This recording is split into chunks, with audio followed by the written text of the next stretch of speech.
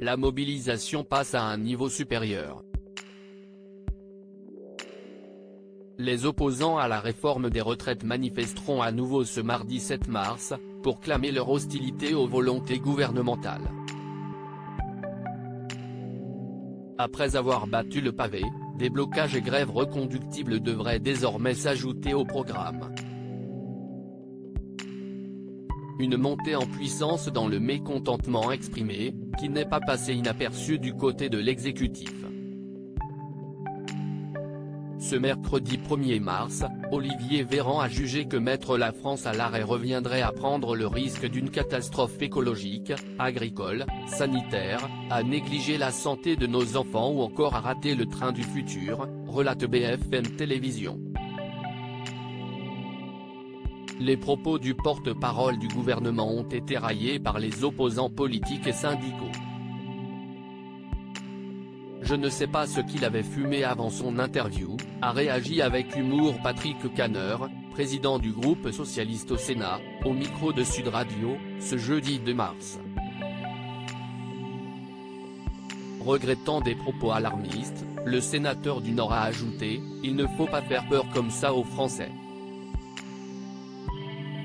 Ils ont le droit de manifester, se mettre à l'arrêt, parce qu'ils considèrent qu'ils sont menacés par une mauvaise réforme. »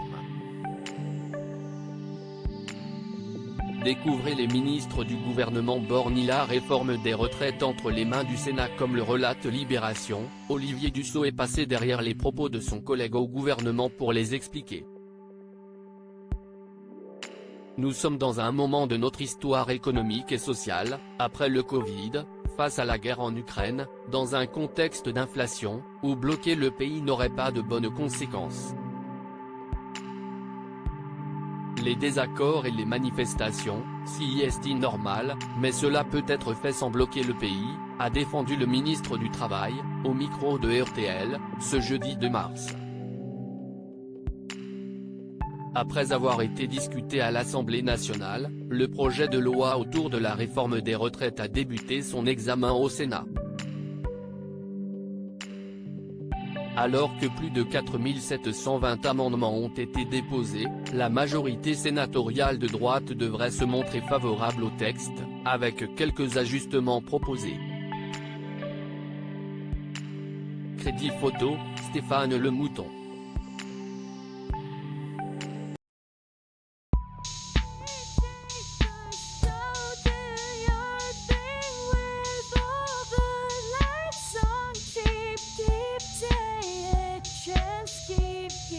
Take a chance, you can